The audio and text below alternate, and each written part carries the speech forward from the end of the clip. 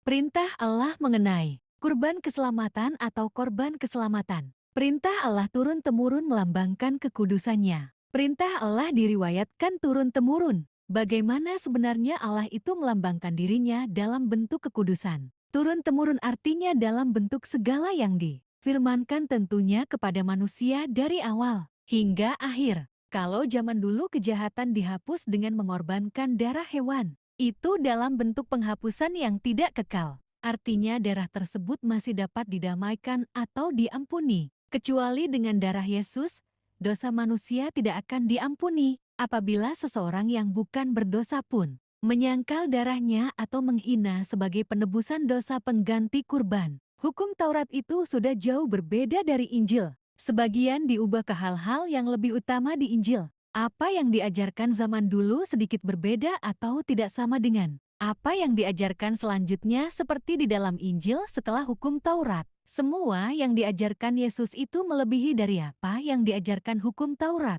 Tapi bukan berdasarkan hukuman, melainkan berdasarkan kasih dan pengampunan. Hukum Taurat penyampaiannya melalui Nabi. Injil penyampaiannya melalui Anak Allah, Yesus Kristus Tuhan. Hukum Taurat mengatakan orang berdosa dilempari batu. Yesus mengatakan mengasihi dan mengampuni. Hukum Taurat mengatakan adakan kurban untuk pengampunan dosa. Yesus mengatakan jika tubuhmu menyesatkan engkau maka putuskanlah daripada nanti diputuskan di akhirat. Artinya firman itu telah berbicara dari awal bagaimana manusia hidup di akhirat. Tidak seorang pun yang mengetahui bagaimana kehidupan manusia di akhirat selain daripada Tuhan Yesus. Tidak seorang pun yang mengetahui bagaimana surga dan neraka selain daripada orang yang mengetahuinya, Allah itu sendiri. Tidak seorang pun yang mengetahui mana asli mana palsu yang dapat menyesatkan manusia. Setiap pelanggaran tentunya ada hukumannya, baik zaman dulu maupun zaman setelah Yesus. Tapi tidak semua pelanggaran itu tidak mendapat hukuman. Semua pelanggaran mendapat hukuman terkecuali tadi. Tidak ada yang menentang semua apa yang dikatakan Yesus mengenai sunat, makan babi, perceraian, hari khusus kepada Allah, penyembuhan di hari penyembahan pada hari Allah. Bagi orang Yahudi berdasarkan ajaran hukum Taurat, semua apa yang diajarkan kepada murid-muridnya dan kepada seluruh pengikutnya yang banyak sekali, yang waktu itu telah menerima semua pengajaran apa yang dikatakan Yesus. Itulah beberapa hal yang bertentangan dengan hukum Taurat. Jadi kalau hukum Taurat muncul pada zaman dulu, lalu orang-orang pada waktu itu tentunya mengikuti apa yang diajarkan. Berdasarkan hukum Taurat atau firman Allah, penyampaian firman Allah disampaikan melalui perantara nabi. Di situ Allah menyampaikan sebagai perkataan nabi. Kemudian selanjutnya Allah merencanakan dan melanjutkan firman-Nya, bahwa Dia akan menyampaikan firman-Nya melalui kalimat-Nya atau perkataan Allah, dan tidak melalui penyampaian perantara nabi-nabi lagi, melainkan firman itu sendiri sebagai utusan yang masih juga disebut anak manusia selama masih di bumi. Terkecuali setelah masa hukum Taurat digantikan oleh Injil, yang dikatakan Yesus perkataannya tidak akan berlalu, langit dan bumi akan berlalu. Apa yang difirmankan itu tentunya berasal dari Allah. Jika zaman dulu pelanggaran dosa dapat disucikan dengan korban bakaran, sekarang justru tidak semudah zaman dulu. Zaman dulu dosa apapun bisa disucikan dengan kurban bakaran, tapi sekarang tidak. Setiap orang yang menyangkal Yesus Tuhan bukan anak Allah, disamakan dengan menghujat Roh Kudus. Dosanya kekal selama-lamanya tidak akan diampuni. Yesus sendirilah yang mengatakan demikian. Orang yang tidak tahu atau pura-pura tidak tahu dapat menyangkalnya selama masih di dunia. Tapi setelah di akhirat sesuai dengan apa yang dikatakan Yesus, dosanya tidak diampuni di akhirat. Semua dosa diampuni kecuali menghujat Roh Kudus, Roh yang terdapat di dalam Yesus.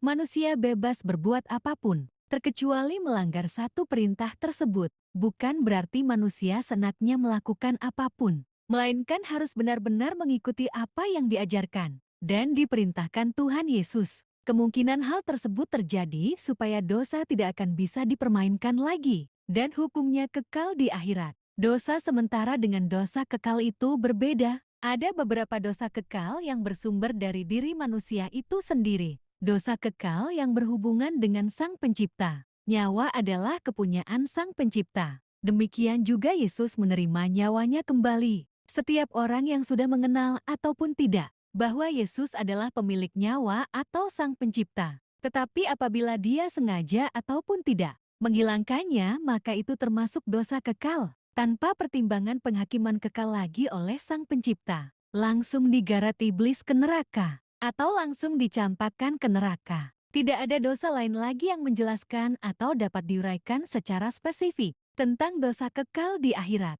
Selebihnya adalah pengampunan. Pengampunan Allah termasuk pengorbanan dosa, dengan mengorbankan kekekalan rohnya sendiri atau Roh Kudus, agar manusia tidak mendapat hukuman kekal apabila tidak menyangkal atau tidak menghilangkan roh yang melambangkan kekudusan Allah atau Roh Kudus atau Roh Allah. Pengampunan dosa zaman dulu bersifat sementara. Walaupun pengampunan tersebut diyakini telah menghapus dosa, karena telah mengadakan pendamaian dosa. Sekarang tidak ada lagi pengampunan pendamaian setiap dosa, terutama menghujat. Roh Kudus yang Yesus nyatakan dosanya, benar-benar tidak diampuni. Roh Kudus, Markus 3 ayat 28, Aku berkata kepadamu, sesungguhnya semua dosa dan hujat anak-anak manusia akan diampuni. Ya, semua hujat yang mereka ucapkan. Ayat 29, tetapi apabila seorang menghujat Roh Kudus, ia tidak mendapat ampun selama-lamanya, melainkan bersalah karena berbuat dosa kekal.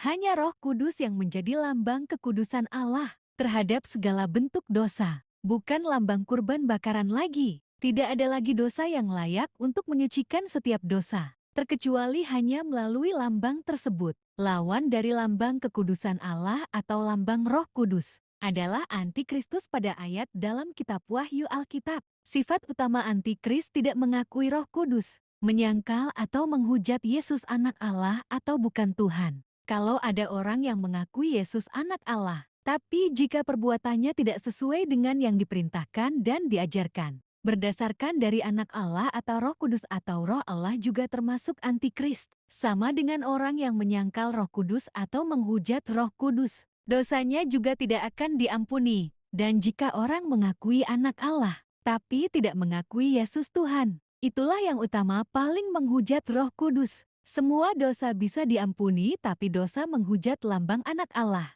lambang Roh Kudus dosanya kekal, menjadi lambang dosa kekal ke-666. Lambang kurban hanya lambang perdamaian sementara di dunia. Lambang anak Allah lambang kekal di akhirat. Lambang Roh Kudus atau Roh Allah yang melambangkan peperangan terhadap dosa. Orang yang mengajarkan lambang kurban berarti orang yang mengajak perang sama Tuhan. Sebab lambang kurban tidak diterapkan lagi sebagai penghapus dosa, melainkan menerapkan peperangan terhadap dosa, melawan dosa. Berperang melawan roh jahat atau iblis, bukan peperangan terhadap sesama. Karena semua manusia sama-sama berdosa. Sebab Yesuslah yang mengajarkan tentang bagaimana keadaan manusia di akhirat dan di akhir zaman. Juga mengenai kedatangannya kembali. Tak seorang pun yang mengetahui tentang nasib manusia di akhir hidupnya, di akhirat dan di akhir zaman kecuali Tuhan. Manusia sibuk dengan urusan dosa orang lain, padahal dosanya sendiri belum tentu dihapus. Dia sendiri belum tentu masuk surga, tapi dia sibuk berperang melawan dosa orang lain. Seakan-akan dia manusia yang tidak berdosa. Siapa yang paling berkuasa atas dosa manusia? Selain daripada Allah yang menyatakan dosa itu diampuni atau tidak? Apakah kau yakin dengan kurban penghapus dosa? Daripada korban penghapus dosa, bukan mustahil bagi Allah mengganti kurban menjadi korban demi keselamatan oleh kasih kemurahan Allah.